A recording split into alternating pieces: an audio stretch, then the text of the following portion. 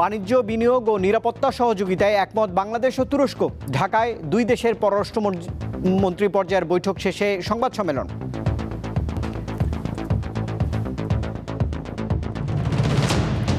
বিশ্ব পরিবেশ দিবসে শব্দ দূষণের প্রতিকার চাইলেন রাজধানীবাসী। প্রকৃতিতে ফিরতে পারে এল নিনো, প্রভাব পড়বে বাংলাদেশেও, বিশেষজ্ঞদের মত। হযরত শাহজালাল আন্তর্জাতিক বিমানবন্দরকে আমরা নীরব বলে ঘোষণা করেছি। আজ থেকে সেখানে ডিআইজি ট্রাফিকের যিনি প্রধান আছেন উনি অ্যাকশনে চলে যাবেন। আমরা সেটাকে নিয়ন্ত্রণে রাখার চেষ্টা করব। লালমনিরহাট সহ 3 জেলায় সীমান্ত এলাকা দিয়ে অন্তত 60 জনকে পুশিনের চেষ্টা বিএসএফের। বিজিবির কঠোর পদক্ষেপে শূন্যরেখায় অবস্থান।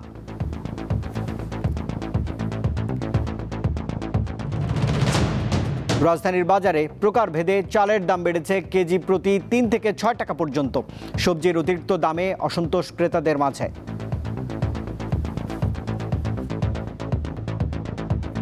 এক কেজি চাউলে 5 টাকা 6 টাকা বাড়াই দিল, এটা দেখার মতো কেউ নেই। এখন একটু বাজার বেশি, 50 থেকে 60-এর উপরে কোনো সবজি নেই।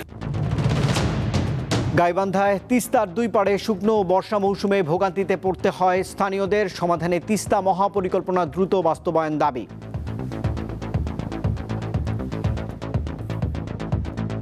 বুঝ হওয়ার পর থেকে শুনি খনন করার কথা, অসময় ভারতবাসী পানি ছাড়ি দেয়। এপার ভাঙ্গে ওপার যায়, ওপার ভাঙ্গে এপার থেকে। নদী খনন হলে অবশ্যই রাস্তাঘাট হবে, সব দিক দিয়ে ভালো হবে। নারী সাফ চ্যাম্পিয়নশিপের ফাইনাল শনিবার সন্ধ্যায়। 10 বছর পর বাংলাদেশের মুখোমুখি হচ্ছে ভারত। হ্যাট্রিক শিরোপার হাতছানি সফরকারীদের সামনে। ফাইনাল ম্যাচে যে আমরা যেন দেশবাসীকে কিছু দিতে পারি বা আমাদের খেলাটাও যেন দেখাতে পারি, তো আমাদের সর্বোচ্চ চেষ্টা দিয়ে আমরা ফাইট করব।